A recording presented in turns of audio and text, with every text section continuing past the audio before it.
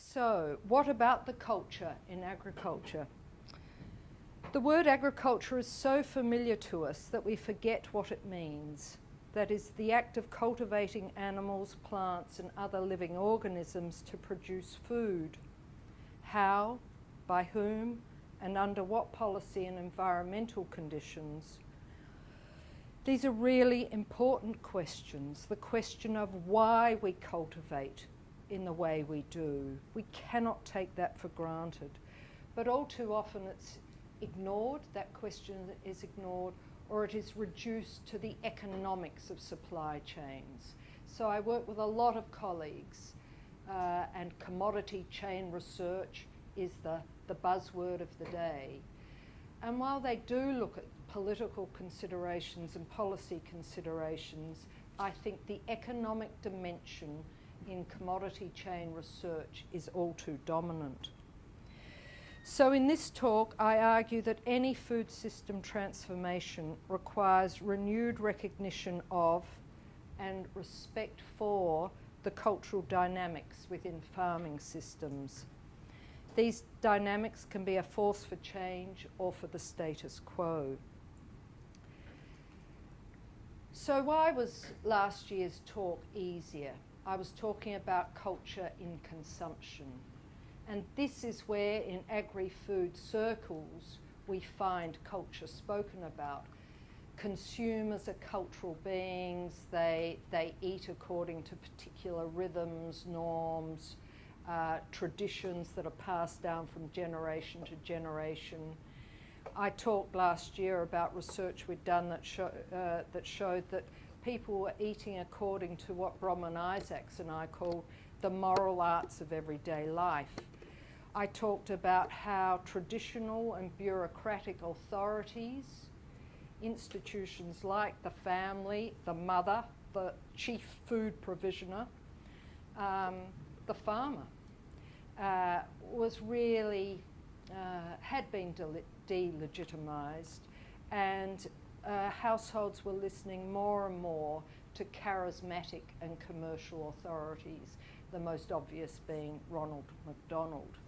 But I talked about Tesco and Sainsbury in those ways. Those firms really do project as an authority figure. And then I talked about the corporate shaping of particular norms in culinary culture and those values of cheap, convenient, and novel. And then I concluded, and this is really the aspect of the research that I'm focusing on now, is that these are very important considerations because increasingly affluent consumers, the demand that they have for particular products and not others, whether it's convenience food, healthy foods, or healthy convenience foods, really does affect what is grown. So that was the sense in which I talked last year. So what am I talking about this year? What is this year's message? I'm saying that ignoring the cultural dimensions within agriculture has implications for the following. The top one is almost the most important to me, and that is farming system viability as we know it. Last week, the FAO released its 2014 State of Agriculture and Food Report, and it said that the 500 million small family farms around the world were feeding 3/4 of the world's population, that they were central to food security, environmental sustainability, development, not the corporate firms that we so often focus upon. But ignoring the cultural dimensions within agriculture has implications for environmental sustainability and this wonderful Marxist notion of the metabolic rift. I really do think, and I hope to show you, that small concerns, individual farmers, small farms, peasant farms, are far more attuned to the biophysical resources upon which their livelihoods depend. And then I think if we ignore the cultural dimensions within agriculture, we've got implications for nutrition security, and it's another form of metabolic rift. And it's really where people are so disconnected and feel so powerless within the global food supply that they become fearful of food, they can't enjoy food, they say they don't want to know what to eat. And yet when we ask them what is healthy food, they answer us. They give us the right answer. So there's something else going on there, and I think there is a connection to food systems based on the small enterprise that could really help to address that form of nutritional metabolic rift.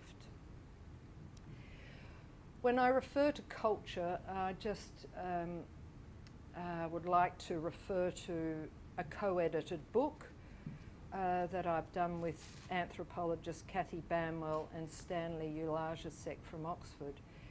And here, I think the most important points on this slide is that culture is the stuff of ideas, of knowledge, of language, practices, and I'm going to talk about farming practices a lot. Why is it important? And I think because it acts as a blueprint. It provides the blueprint that guides what we assume is the right way of doing things, the right way to think, the right words to use, the right answers to give to politicians. They're all cultural in their origin. Too often when we're thinking about power, we think about social status, the class structure. We think about economic power, global food companies, and we do think about increasingly the power of the environment and nature to shape our lives. But we don't think of culture as being a domain of power. And again, I hope to be able to show that that's not right thinking. And culture, like these other forms of power, operates at multiple levels.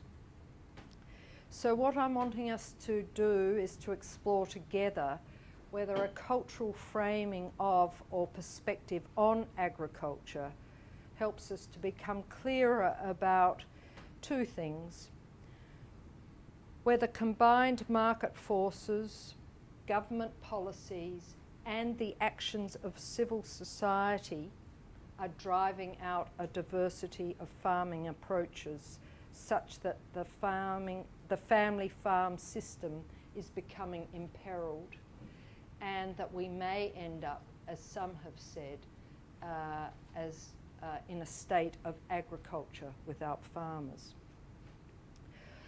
And whether this move that's being detected in Europe of repeasantization, or a move back to family farming, is a positive or negative idea.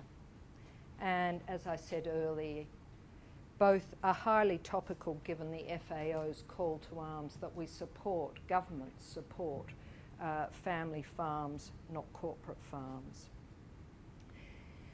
So I've organised the talk around two case studies. Both are based on my own work, the first one being contract poultry farming.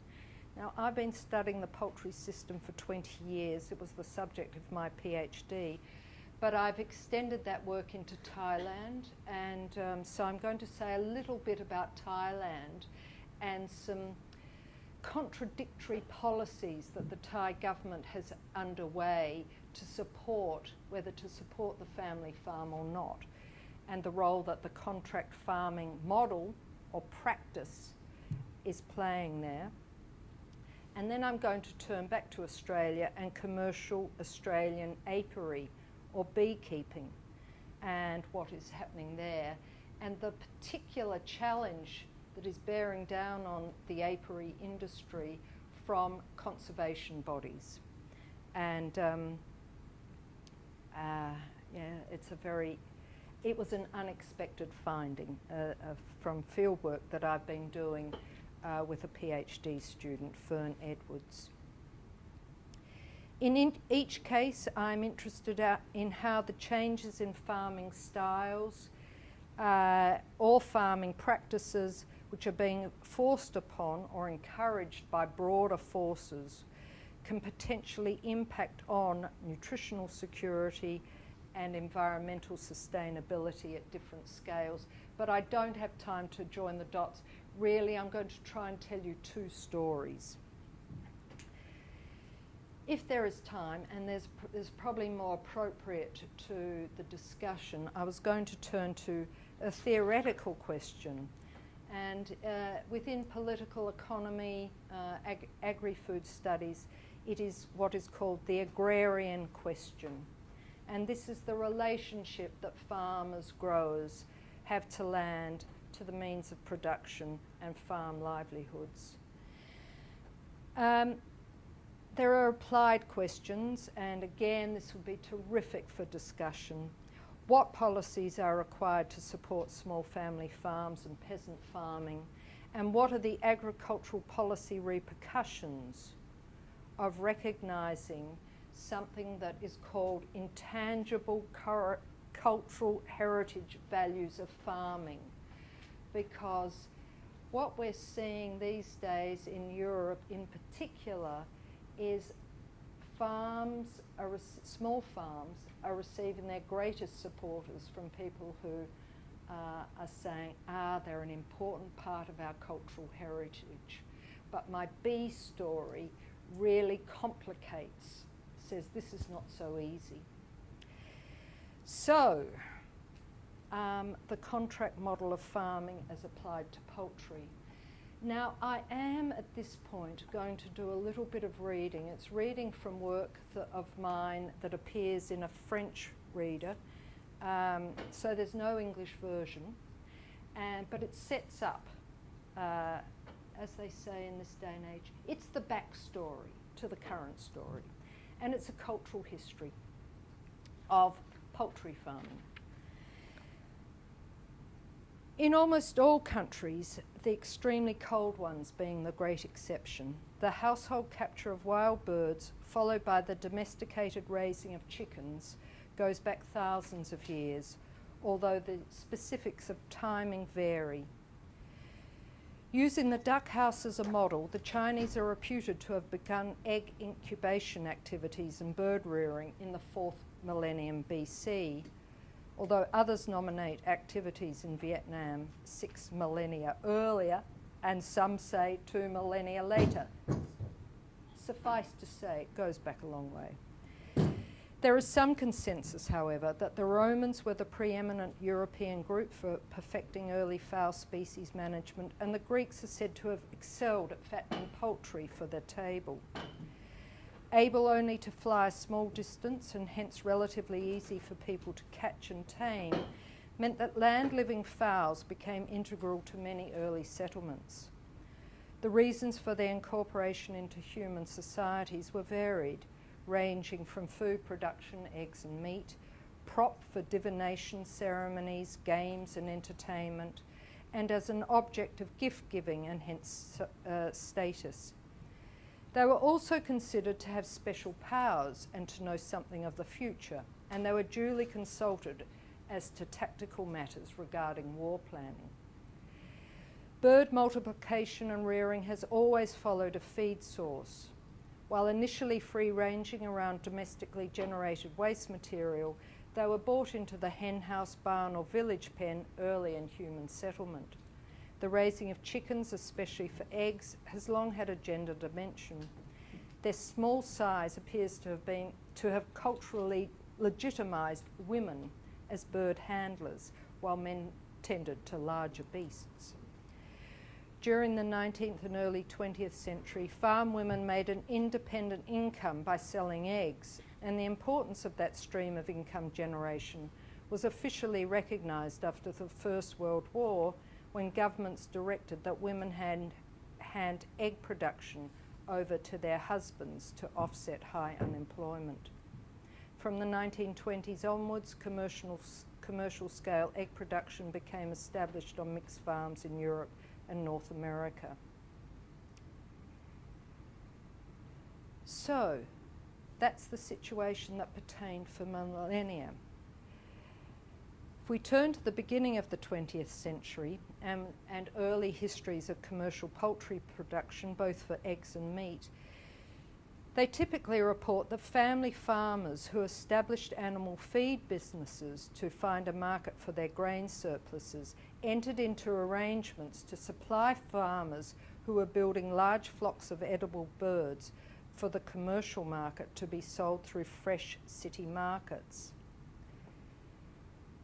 That was the beginning of a 20-year, in the space of 20 years, a revolution in that long history I just told you about took over. And I'm going to turn to the US and to one of those pioneering mixed family farming businesses, the Tysons, who then have emerged as one of the biggest agri-food conglomerates in the world. So the poultry industry in the United States emerged in the 1930s as an independent system of producers, suppliers and processors who serviced the urban markets of the Northeast. Within 10 years, a contract system of production emerged in almost an innocent way.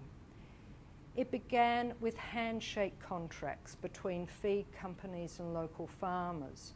The feed company provided the baby chicks to the farmer, who then returned the grown broiler to the feed company who sold it. Broilers were a way to add value to the feed for both the farmer and the feed dealer. That innocent handshake then became a written contract. And so we have what is called the contract approach to farming. And under this method, what we have now, this is from the 1990s, is one corporation, one company controlling every point in this vertically and horizontally. Generally, they are the feed miller and they own the parent stock. They own every bit along here. Sometimes they have contract farms where they employ broiler growers as tenant farmers. Sometimes they contract to independent farmers. And then they operate the processing plant, and in the case of some firms, they actually have the retail arm that sells the finished product. This is particularly the case in Thailand.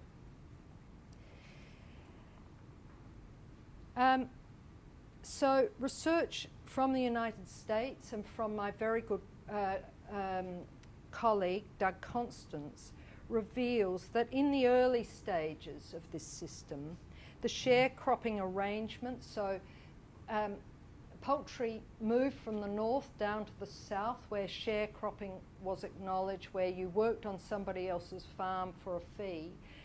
The sharecropping arrangement between the integrator, the owner of all of this, and the farmers and growers was beneficial to both parties. But as the market matured and horizontal integration grew, the growers found themselves in asymmetrical power relations. Each time they wanted to renegotiate the amount they got from for each bird, they found they were getting less and less and less. And today the situation is such that US growers typically mortgage their farms to a bank to secure money to build the grow-out sheds to be able to raise the birds. The contracts are often batch to batch, 2 or 3 months, and if there is a glut, then they're denied a batch, and they mortgage their farms for 15 years. But really they have certainty of income from batch to batch to batch. So what I want to argue is that contract farming is a fundamental shift in farming practice. The farmer might own the plot of land if he's lucky, but increasingly the bank owns the land. The integrator owns the birds, the feeds, the inputs. The farmer has nothing but his labour power. At one level, contract farming is most relevant to agricultural economists interested in the economics of supply chains. However, it needs to be of interest as a cultural phenomena, as a usurper of farming approaches are based on mixed farming with all components owned or under the command of one or two individuals who owned the means of production. The mixed farmer owned their labour, they owned the birds, they owned their inputs, the feed around the house, they owned the labour process. They determined the scale of the flock, they determined how quickly or slowly they worked. So, contract farming represents a style of farming that is quite distinctive from both the earlier household cultivation of chickens, primarily for household consumption, and the independent poultry farming enterprise or firm producing poultry commodities on its own terms. The importance of the contract farming model is illustrated because it is highly mobile. We talk about cultural processes facilitating flows of ideas, norms and practices. So here's a list of cultural processes. You can impose rules and regulations through rules or laws. Values and norms can be shared through socialisation and peer pressure. Then there is diffusion of innovations, copying somebody, mimesis, and commodity use, like the everyday practice of something creates cultural norms and values. Well, contract farming is one of the most preeminent diffusion of innovations. In Everett Rogers' terms, contract farming is an innovation in supply chain relationships that has been diffused not only spatially but across economic sectors, from auto manufacturing these days to service sectors. At base, it is an idea. It's an idea that summarises an economic argument that efficiency gains are made through differentiation of actions in different spheres, but orchestrated by a lead actor, a conductor, and that conductor is a corporation. So, this idea has moved to Thailand, and Thailand, which might, did have that history of poultry raising going back millennia and millennia. So, what I want to, and this is too busy a slide, but this is work by Michael Upton from FAO based on Thailand. The importance of the slide is, here is the backyard. This is the stuff that is owned by the small Thai farmer. Here is what is called the commercial low biosecurity aspect of the chain. These two sectors of the poultry industry supply 40% of Thais with their poultry meat. And that 40% is generally rural Thais. 40% of Thais still live in rural Thailand. But these two sectors are under the control mainly of one conglomerate, the Charan Popkund Group, the CP Group in Thailand. This group supplies not only 60% of these two sectors. This sector is dependent often on CP for its chicks, so it's not independent of CP. Very few large firms are independent of them. They provide 60% of the chickens to Thailand, but more than that, they're supplying vast swathes of Russia, China, and many other countries. And along the way,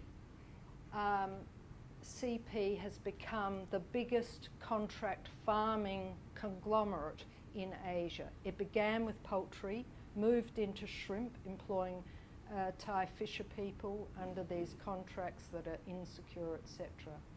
And but in the process of doing so, has so upped the yield of shrimps, poultry, pigs, that they're seen as a success story. And once again, it began as a family farm. The CP group began as a family concern, growing feed. Now, this is the CP's latest CEO, a grandson of the founders. This is the cover of Forbes Asia, and really he was announced Businessman of the Year last year, and I think it's very telling that it's a huge conglomerate. I mean, it sells cement as well as food, but here we have the chicks, which really sit at the heart of the empire. And now they're operating across numerous countries: Cambodia, Vietnam, Myanmar, Laos, India, Bangladesh, Turkey, Russia. And along the way, they're taking that very mobile idea, contract farming. So all the way, they are taking over, in a way, the family farm. So, what role has Thai government policy been playing in this? I've been going for 30 minutes, and I've got another case study to go, but I'll just...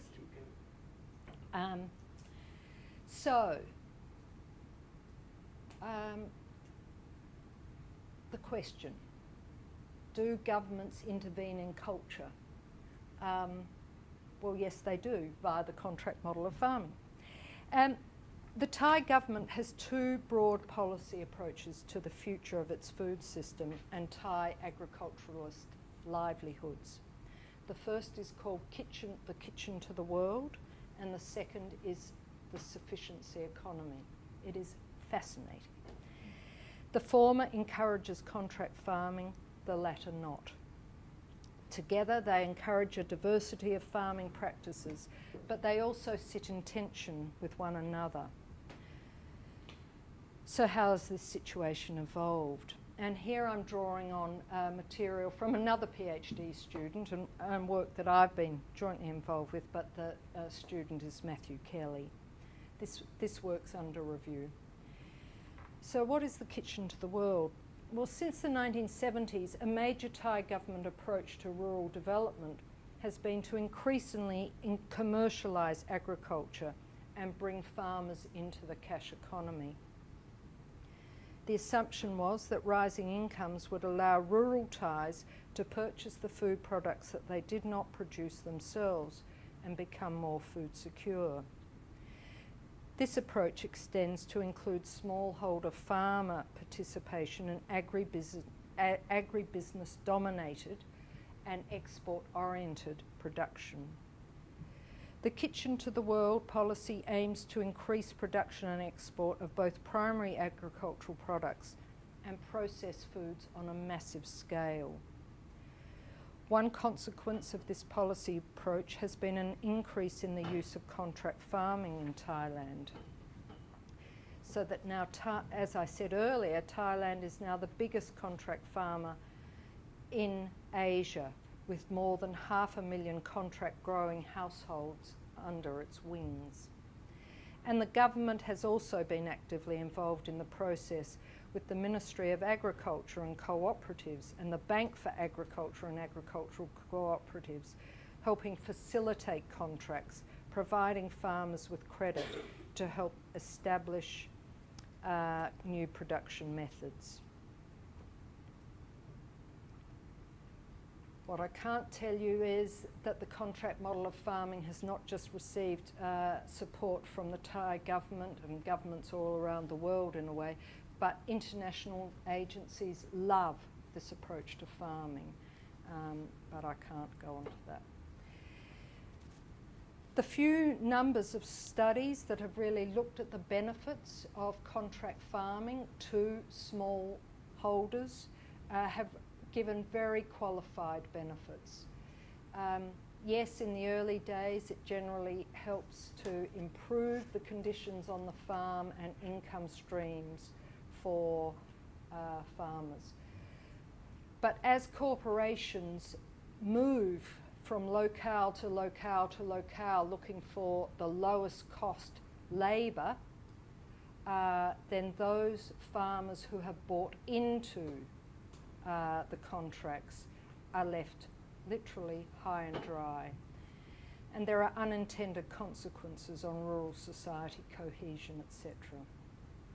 The sufficiency economy, in contrast, is an idea of the kings, the king of Thailand, a revered figure. And he, and under his imprimatur, and Thais will listen to the king more than the government, he has been encouraging that smallholders move towards self-reliant farms with low chemical, sustainable, mixed agriculture. And there is this real distinction, and it's very clever, about we don't want farmers just to subsist through this method of farming. We want them to have sufficiency. And I'll just read out what that means.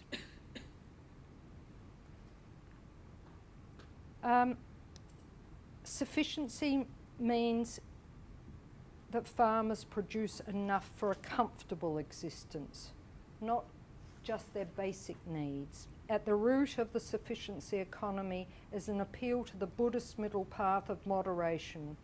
Farmers shouldn't live in poverty and deprivation, but they should also not sacrifice their happiness, health, and the environment for greater economic gains. So at one level, Thai farmers are operating under two different and contrasting cultural systems. One is saying economic efficiency, stick with the large corporation and you'll be all right. It's a partnership. Will make you efficient modern farmers. The other is a cultural system that goes back eons and says there is possibly a trap lying in there, and let's look to our religious and more spiritual roots and find this more traditional way of Thai farming. Let's reclaim it. So there is a choice, but it is a false choice. My next few slides, we're going to tease out a bit more about is this good or bad, but we're going to talk about that in discussion because I want to do my bee study and then I'll shut up. The beekeeper versus the conservationist. So there's another backstory.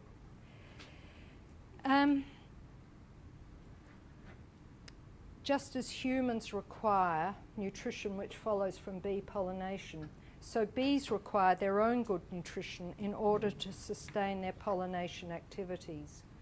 Like humans, honeybees have quite specific dietary requirements: proteins, carbohydrates, minerals, fatty acids, vitamins and water. Like humans, healthy bees can better resist diseases. Honeybees feed on three substances: water, nectar, which is their major source of bee energy, carbohydrate, and pollen. And this supplies the protein and amino acids and vitamins that they require. Without nutritionally adequate nectar and pollen coming back to hives, bee pollination services to the remainder of agriculture are diminished. And I'm going to talk to you in a minute about the scale of that contribution of bee pollination services. Importantly, sources of bee nutrition vary according to habitats, climatic conditions and their genus. Some claim that Australia's native forests provide the European honeybee with the richest diet on Earth.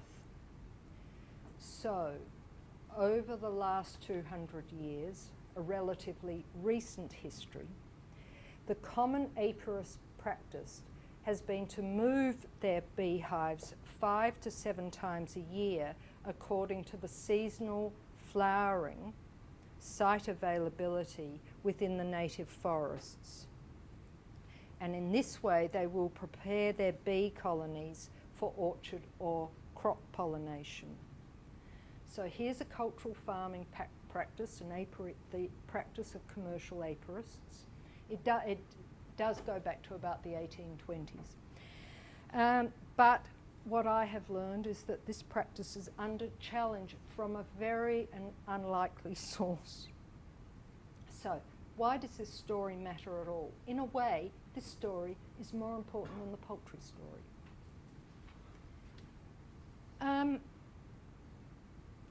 These are global figures. So, more than a third of the world's crops depend on animal pollination. Bees are only one, but the European honeybee is said to be the most efficient and effective pollinator of all animal species. When animal pollination declines, we get a reduction in agricultural production by between 3 to 8%. These are studies from Science and Nature, quite reputable sources. A lot of people say, well, not a lot of people, some people say, well, we can overcome the issue of bee colony collapse and the disappearance of the bee through agricultural intensification. But people who understand these things say no. In fact, there is a lack of suitable agricultural land as it is. We cannot keep intensifying. The costs of inputs become more expensive, and intensification actually jeopardizes wild bee communities and their stabilizing effect on pollination services at a broad scale. So what about in Australia? Is the European honeybee important? This is a government report of 4 years old. Now, that first one, honey production, insignificant. It's worth $60 million to beekeepers. But pollination services to agriculture, 4 to 8 billion. And these are old figures. Now some people suggest it's worth more. As climate change increases, conditions get harsher. In fact, pollination services from bees and other insects become more and more important. So from the Rurdick report, we see about the reliance on bees for pollination, and the food security of Australia largely depends on the services of the bee and their handler, the beekeeper. But look at this. Those services to agriculture are coming from 1,700 individuals. Maybe there are father-sons. It is a very male-dominated industry. Average age there, look at the income. And low levels of education. So in a very small piece of work that I've done with Fern Edwards, I've interviewed peri-urban apiarists, and we asked them about the threats to the honeybee industry. Pests, that all stands to reason, the falling price paid by honey processors and growing competition from imported honey, lack of demand for urban orchard pollination services. That in itself is a story, and I have no time to tell it, but orchardists are becoming too poor to employ the apiarist. And then urban development, which is why we were doing this research. We thought that this was the big challenge to commercial apiary, but we heard diminished access to parks. And here is the reason that this diminished access to forests and parks. This sums up the view of the conservation movement across Australia, that European honeybees that escape their hives go into tree hollows and drive out the wild bee, the indigenous bee, and there are many species of wild and indigenous bee, disrupting complex plant pollinator systems which have evolved between native plants and animals over thousands of years. So really, we've got to shut down this practice of the apiarist taking his hives into the forest so that we don't have any of these feral bee escapes and this disruption. Well, we might bemoan the fact that civil society has little impact on policy. It has had enormous impact on policy in Australia. So, as you heard, the beekeeper at this stage moves his hives 5 or 6 times a year from forest to forest to forest, depending on the flowering nature of the eucalypts, etc. There are 8 jurisdictions, 8 states and territories in Australia, and they all have their different rules and regulations about the keeping of bees. But it's got a bit harder. So, what has been happening? So, according to the New South Wales Environment and Heritage, which rules the roost in that state, they have declared that the European honeybee is one of 36 key threatening processes that has a particular term in international biodiversity conventions. It's something that threatens or could potentially threaten the survival or evolutionary development of a species, population or ecological community. And in this case it is the honey-eater bird and native bees. In Queensland from 2024, 10 years, beekeeping will not be able to take place in any Queensland National Park because it's inconsistent with the management principles of national park tenure.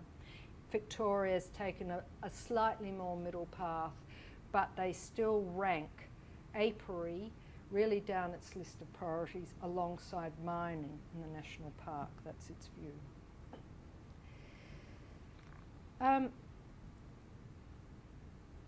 So these are the issues, and I could elaborate on this.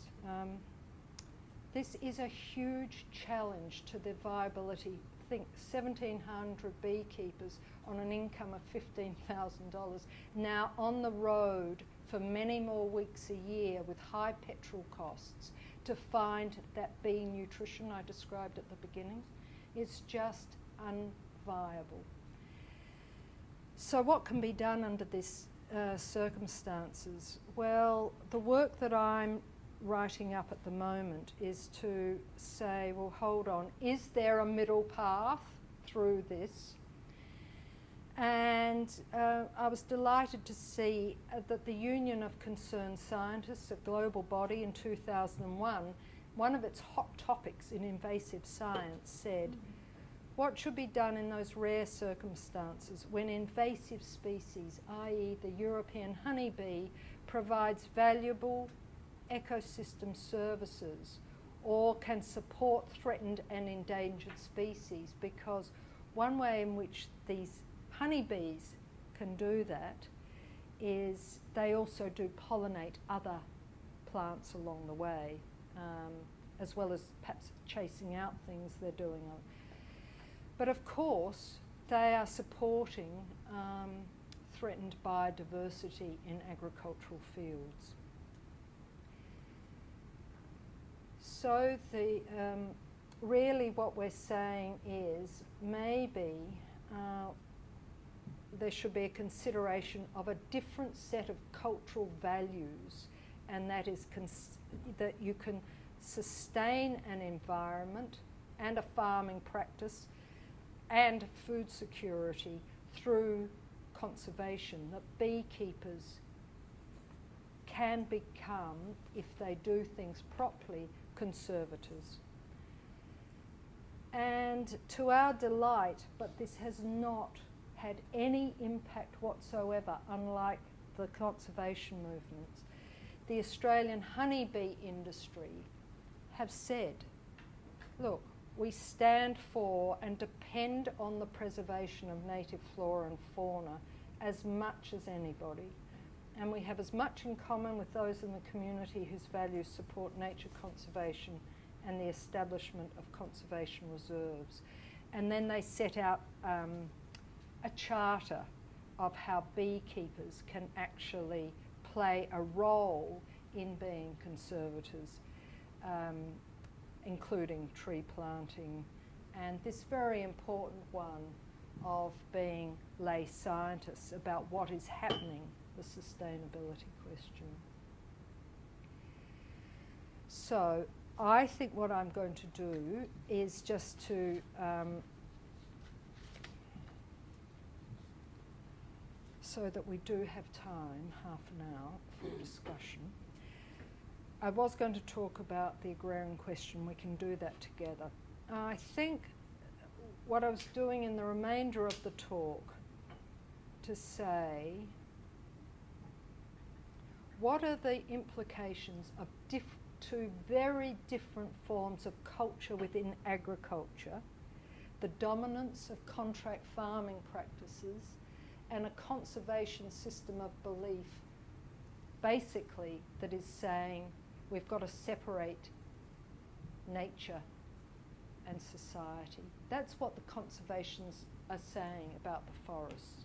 We've got to keep you lot apart.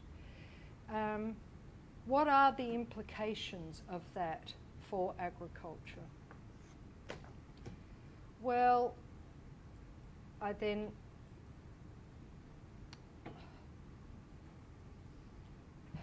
if we all accept contract farming as the most efficient way of producing food, we are going down this route that has been described of de-peasantization or agriculture without farmers.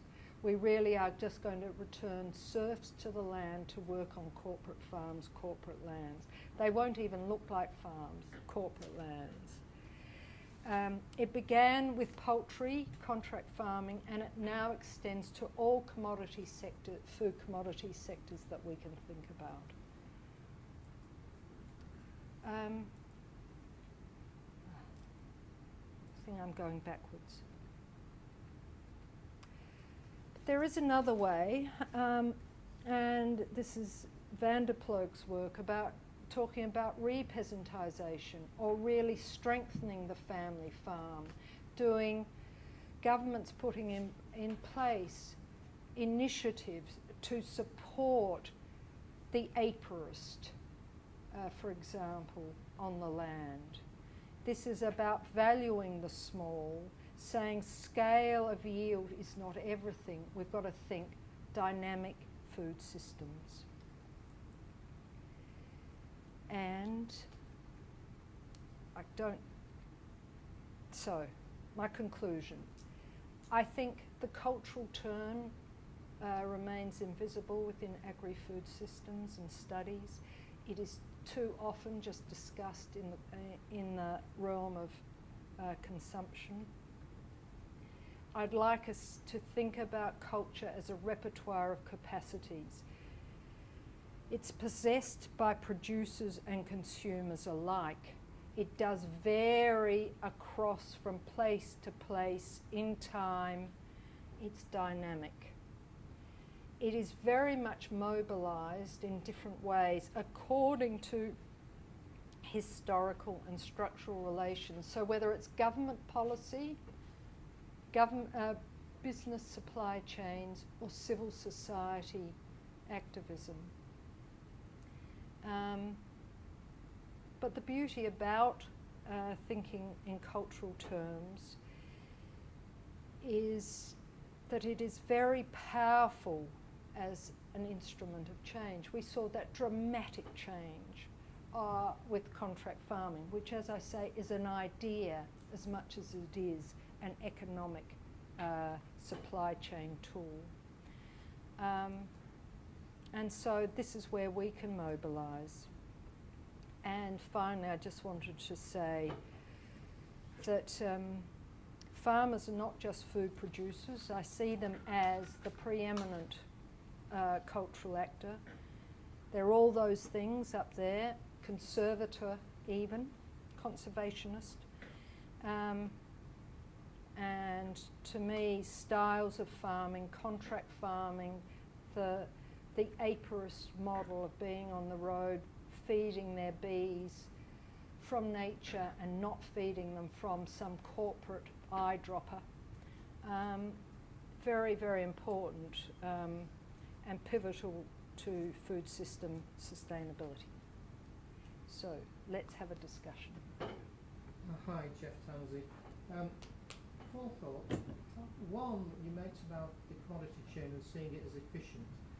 Surely there you've also got a real problem with an understanding of what efficiency is and a really narrow definition that they're using for efficiency, and that's also a cultural construct. Yes, we need to deal with.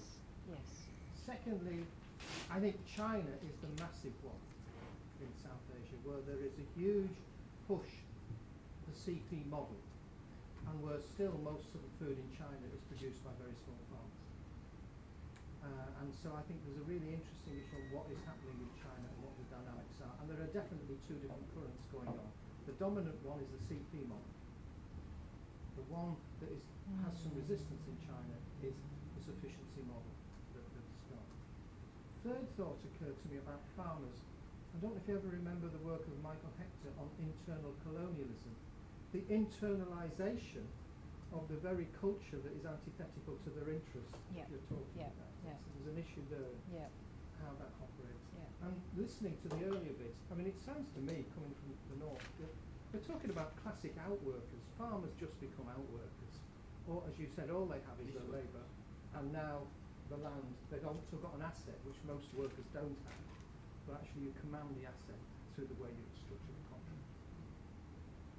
At what point do I comment?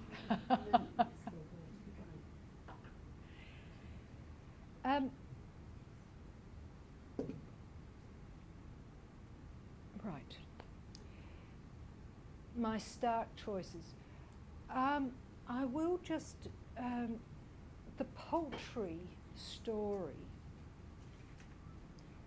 it's about, not just about Australia or Thailand, it's about the way poultry growing is taking place perhaps in all parts of the world, possibly not Europe. No, it's happening in Europe too. Does anyone disagree? That's exactly what's happening in Europe. I just think that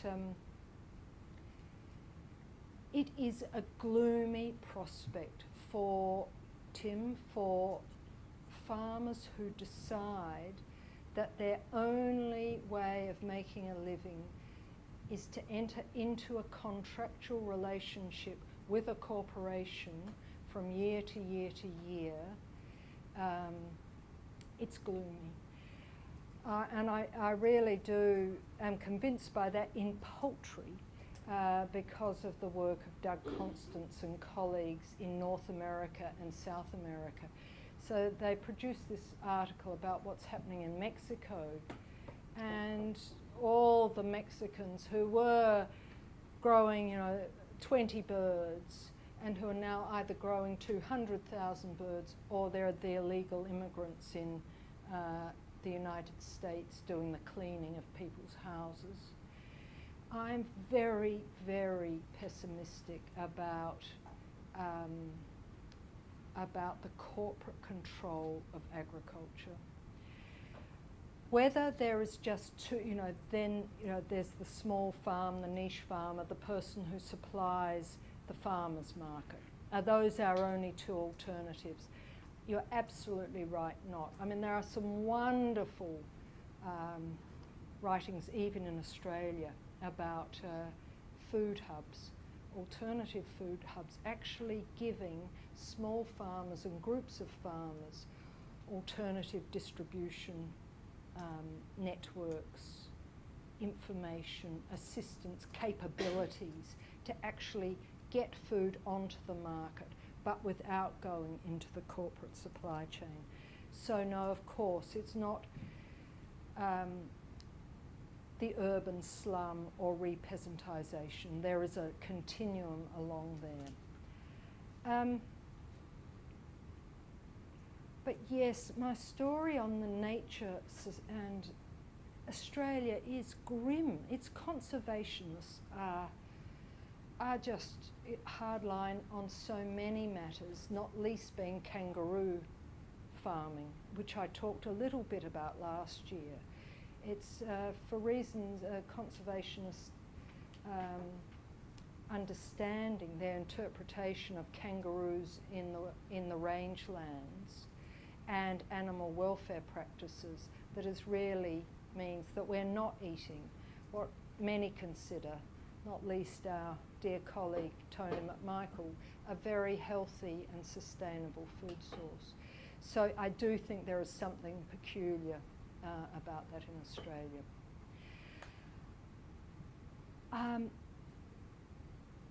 Was there a third? No, but Jeff, in response to Jeff about CP in China, look, I think, I don't know the China situation, but I certainly know that the development trajectory that World Bank, IMF, all the major development banks were putting upon governments, that there is one vision of progress. You start agricultural, you move through industry, and then you move to the service sector. And that is a progressive society. That is a modern society, and we will all aspire to releasing people from drudgery and toil, whether in the field or the factory. I think ever since the financial crisis, and certainly the Asian financial crisis, which preceded the global one by 10 years, I think there is an awakening in Asia in particular. What are we going to do if everybody leaves the land? A, can we feed our populations, but B, what sorts of lives will they have?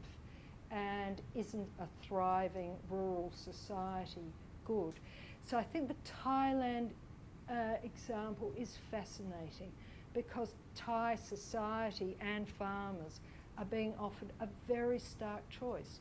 Go the modernist route of development economics, or what some people would position as almost a pre-modern, this self-sufficiency thing. It's very hippie, it's very 1960s in our terms, but it goes back eons for them. So I think, in answer to Jeff about China, I think possibly the Chinese government are aware of that tension, that China's cities cannot accommodate the drift to the cities, the movement to the cities, and out of food and agriculture. Okay. Very good. Yes. Yes. Hi, my name is Sagar. Speak up, speak up. Hi. The acoustics in this room are terrible, by the way. Okay. We moved here to get away from concrete busting outside the room of the other one, and in return we've got air conditioning which you can barely hear. Does it work? Yeah, it works, but only to him. We've got to shout for the rest of us. Okay, yeah, my name is Sagar. I do research in natural fibers and Ayurvedic medicine. And my question is, one specifically on a cultural level, is that for almost 300 years the British were in India, and they learnt quite a lot. They also took quite a lot as well. But my question was that while the Germans gleaned most of the knowledge from India, the British didn't really glean much of the information in terms of the processes of farming from one of the oldest, if not the oldest, form of medicine, natural medicine, which is rooted in Ayurvedic farming as well. And I just have to question that, did they pick anything up during those 300 years? And the question connected to that is that I did read recently somewhere that there was a book that was written about Ayurvedic farming, and the person from India was trying to trace it. The only English copy is actually on a microfiche in Oxford University. So the guy to translating in different languages, but it's ironic that it's in Oxford University, it's just buried there, but no one's actually looked at it. And so that's regarding the cultural side. The other side, which is a bit more sort of a bit more contentious, is that up until the 30s, there was a few plants that were very famous, advocated by the first 3 presidents of the US, and that's making a comeback. So you probably know I'm talking about cannabis. Oh. So I didn't. cannabis, hemp, marijuana, but that is making a comeback because in 12 months, 12 states have ratified the laws in the US, and other countries are as well. When I've gone to a lot of conferences, a lot of the people, the scientists as well as the naturists, the natural conservationists will laugh me in the face when I talk about cannabis. They'll say we have got serious issues about climate change, we've got to do something. I talk about cannabis, I talk about flax and bamboo, and they just laugh me in the face. And I was like, are you guys really serious about solving the issue? Because this was made illegal almost 100 years ago, and we've got to, I feel it's not something, a problem of the last 10 years. We've got to I look think we've got the message. What's the question to Jane? the question is that with regards to the culture, what have countries learnt from not Taiwan or Thailand? Our countries looking at the system in India? Because I don't really see much attention paid to countries like India. And with regards to industrial farming, is anyone also paying attention to what is happening with regards to laws ratified on cannabis? Okay. Farming, not medicinal. Okay, very good. Thanks. Jane? Oh, golly, I think, There's a small couple of questions for you, Dan. yes, look, I cannot answer the question on India. It's just an amazing model, but everyone seems to be going to one of the smallest countries in Asia, but not the biggest population, biggest town. Yeah, it's a fair point. Fair point. Although, no, it's a big call because certainly Bill Pritchard at Sydney University, an economic geographer, is doing some wonderful research with a small team in India. He's just got out a book called India. It's about rural development and agricultural policy. He's been doing a lot of work on tea plantations in India over the space of 10 years. So I'd happily put you onto him. It's actually very big. The group that you're in, if you don't know this, is the group that Jane is over to co-work with, the Al-Sara group, has a big group of Indian scholars working on India. I don't know if you know that. Yes. We here have one of our students working on that as well, on the Indian Food Security Act. So I think the question you're asking is a very good one. Yes. But I think maybe Jane's sort of the person who can answer the question. Yes. The Any cannabis. thoughts on cannabis? No. No. Okay, I'm there was another sorry, question I here. really don't. There was another question here. Sure.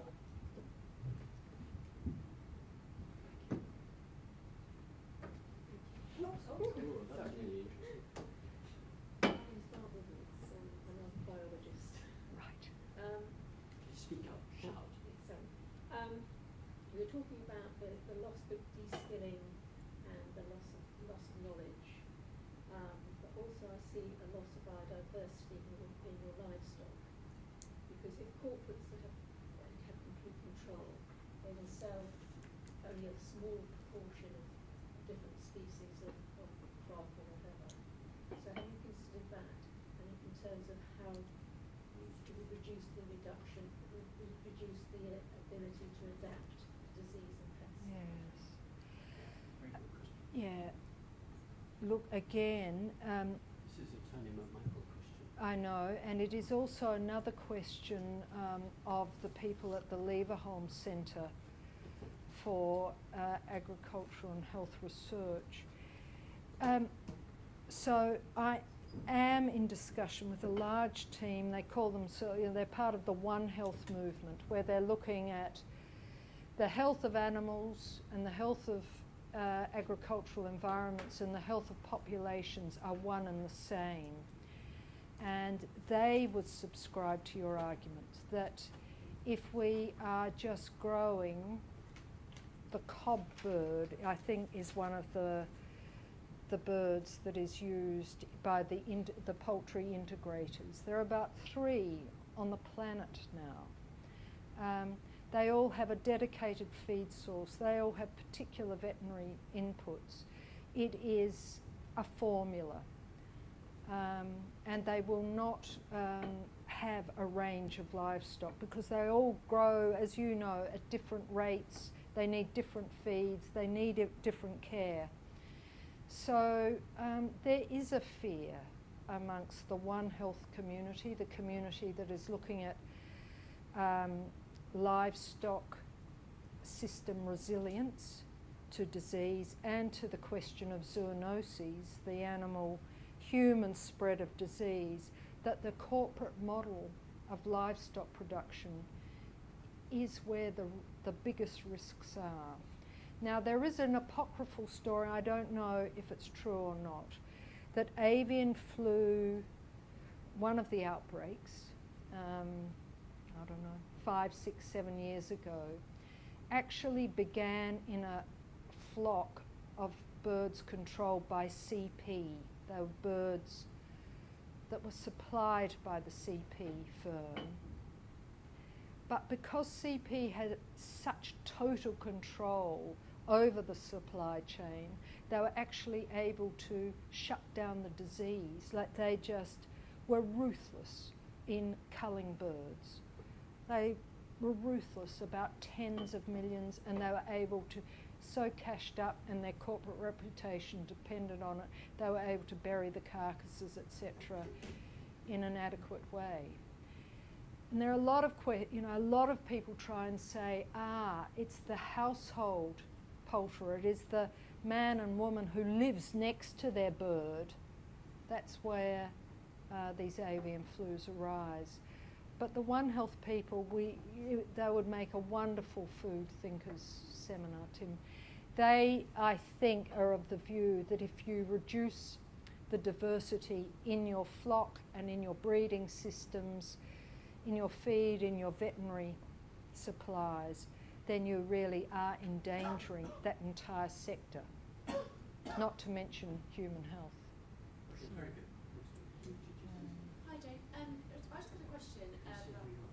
My name's Lynn Payne, I come from the Wellcome Trust, working on the Food and Drink Initiative, and I just had a question about what your thoughts are about the role of the consumer in the process, and how, whether there should be a dialogue between them, whether the consumer can help sort of dictate or drive or sort of guide the modes of farming that we're talking about today. Just want to get your thoughts on that. Yeah. Well, Lynn, you clearly picked up on Tim's question that I forgot to answer. I really deliberately did not address the consumer because I feel that there's a lot being done in the cultural space. But yes, the issue of supply-demand dynamics and how consumer demand for particular qualities of food is shaping what is in the food supply. Absolutely the critical issue, I reckon.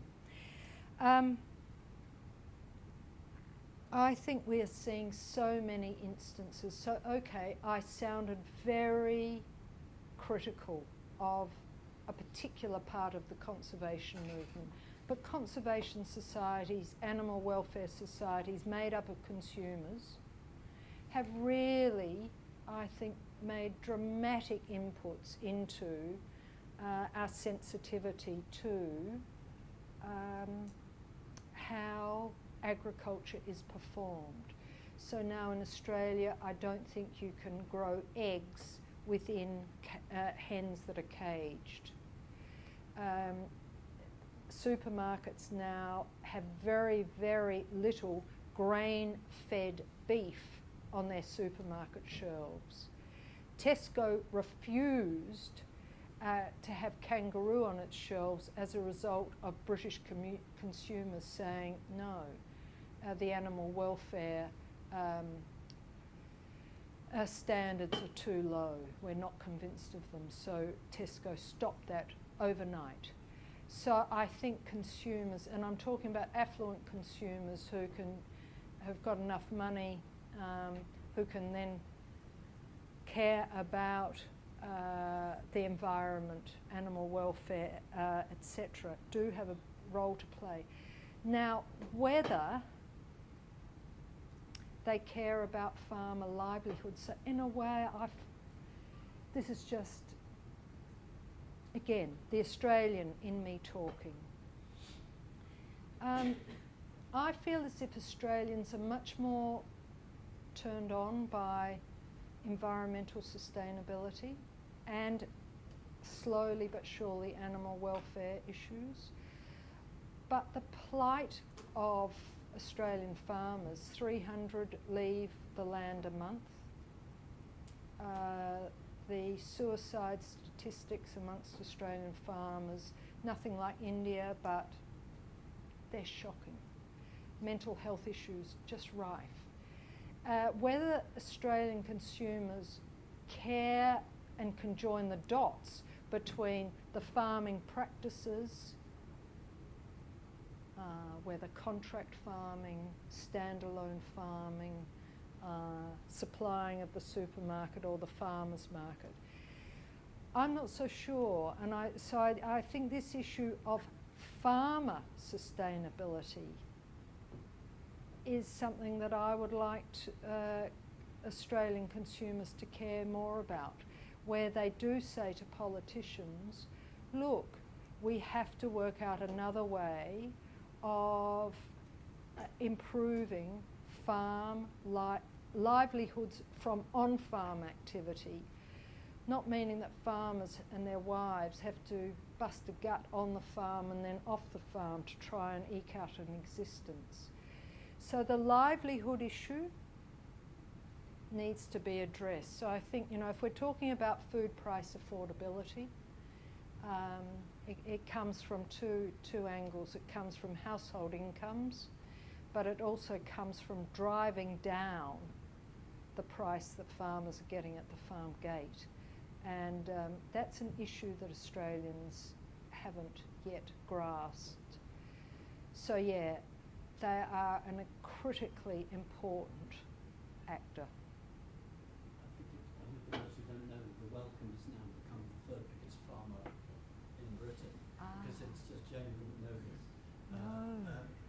The cooperative movement sold its entire farm, built up over 150 years, third biggest after the Queen and the National Trust. The Welcome, so you just had a giant farmer ask a question about I'm not a not you giant. personally. No, it's fascinating. Yeah, it's absolutely. fascinating. So the Welcome is actually thinking very carefully about what does it want these farms to be, and I think it's a very, very interesting question. Jeff wants to come back. Do you want to come back about exactly this? Well, it follows on. Sorry, after you. Do you want to follow on it? Yeah. Follow on it, go on. Because you're say where you're from. Well, yeah, sure. Hi, Jane. I'm Tom Carl from Plunkett Foundation. Speak up. Say it again.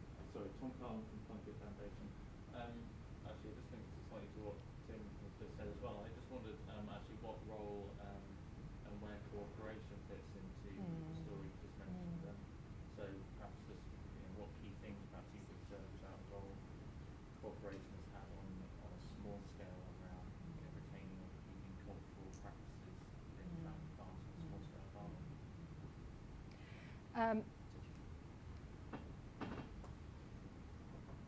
A lot of Australian agriculture is based around cooperatives.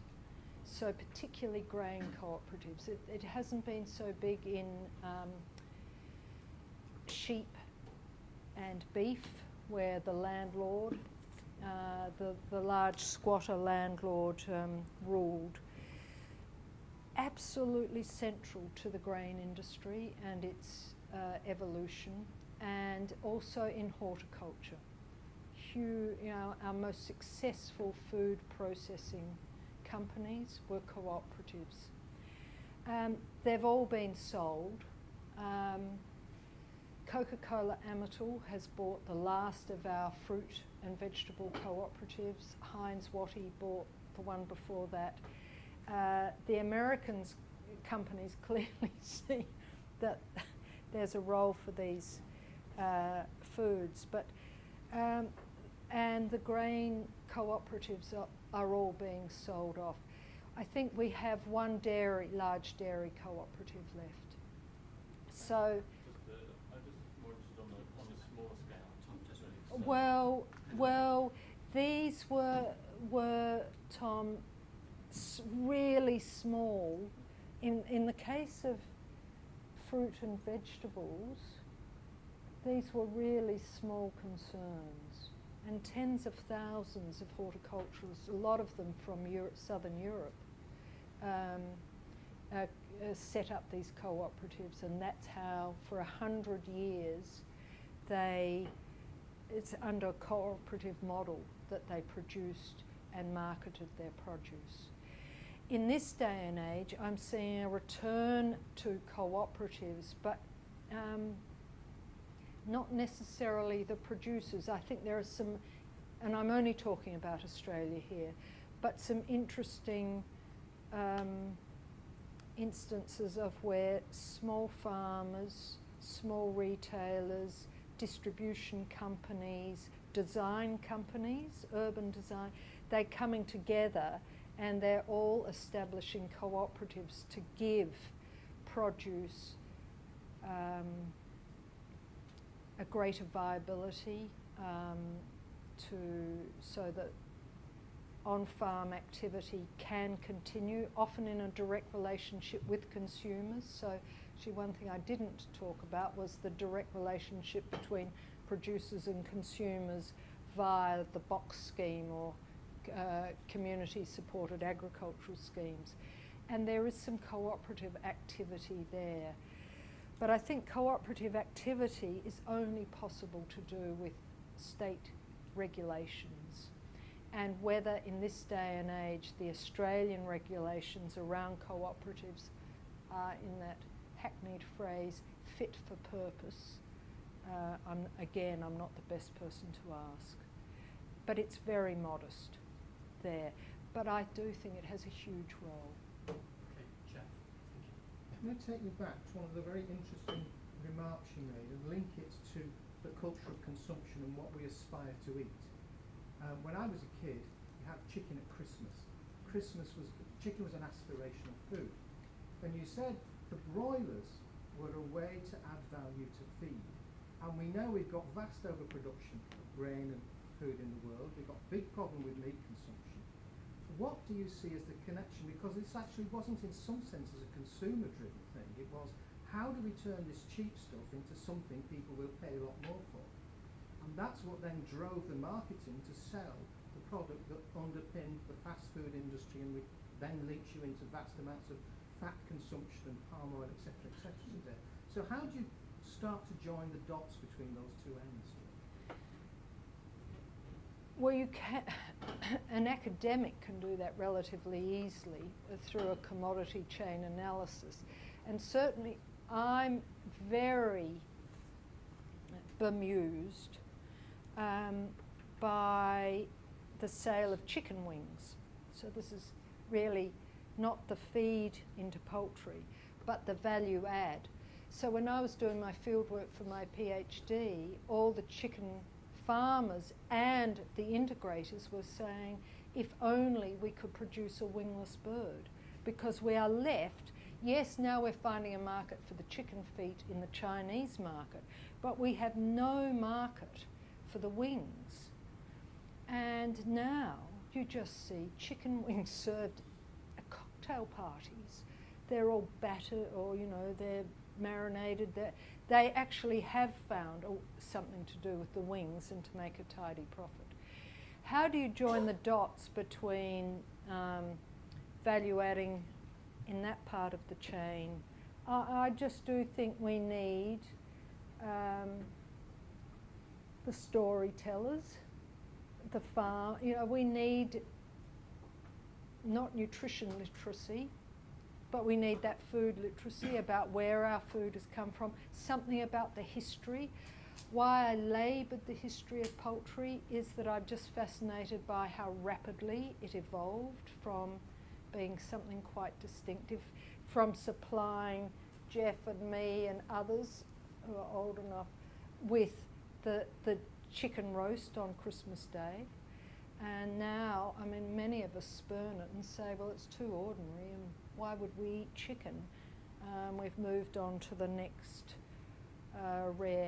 rarer food. Join in the I think it is food studies courses from here forever. But having said that, I'm equally worried about becoming too obsessed by the food, and then that leads us to becoming obsessed by the nutrients. I really want us to become obsessed by the farmer, the farm, the biosphere, the system as a whole, and yes, that does mean producer-consumer dynamics. This takes us back to Lynn's question. Yeah. I'd be glad you asked that question, you tell us. Teasing Yes, it earlier, yes. but I'd like her not to answer the question because I was trying to get us thinking. But I think actually, listening to Jane, she's been trying to get us to think about on the land culture. And if you look back at, I'm not putting you welcome on the spot, because I mean, it's very, very interesting. In a country like Britain, the first industrial nation, Jane, Yes, remember, yes. or remember that's what it is, that actually the culture within agriculture, which is what you said you wanted us to think about, you're quite right, it was separated, and it's become something that's shaped from the consumption massively. But yet there is actually within what Teddy Goldsmith used to call deracinated food culture. In other words, food culture that's forgotten that it comes from the land or from the sea. There is culture. Yes. You can't say that it's not culture. There's vibrant culture about what we eat, how we eat, all the meanings of it. But what it is separated from the land.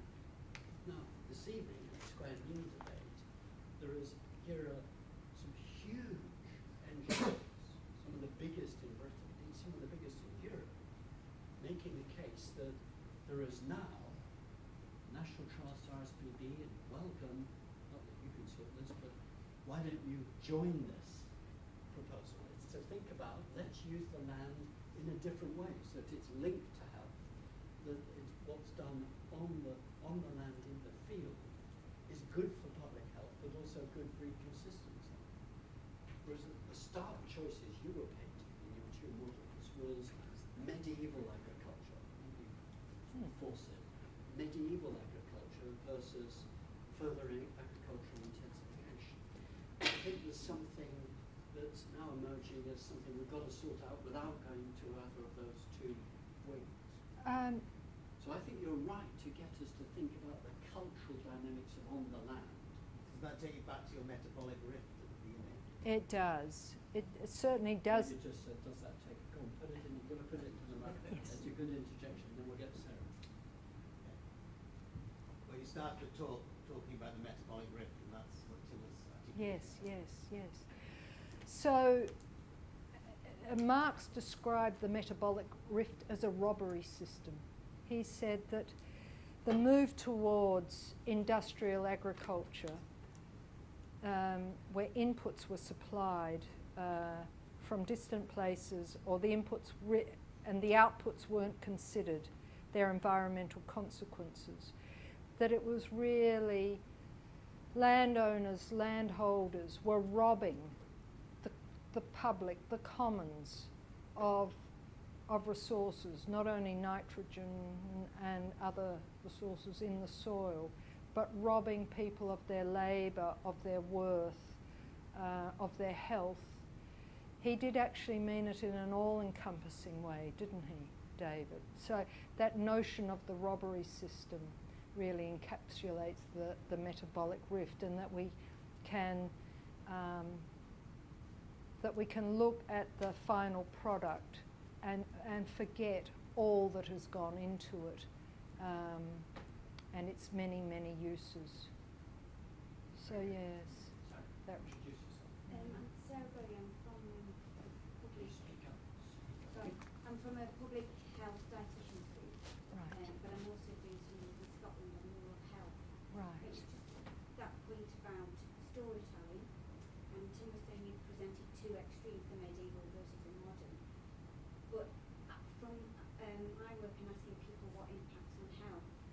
lot of this symbolic and cultural elements is coming through about what's important for their health. And thinking in Scotland, I'm in the Highlands, and there's all the crofting culture. And a lot of people, yes, that's their history, and the people that seem to do it nowadays are more like hobby farmers. But I think within public health there is something of the mental health aspect, and I don't mean ill mental health, I mean creative mental health. You mean well-being? Well-being, yes. The WHO's term, well-being. Yes, but that cultural symbolic thing adds to that. And it's not just about that's what we left behind, but it's about that adds to current day well-being.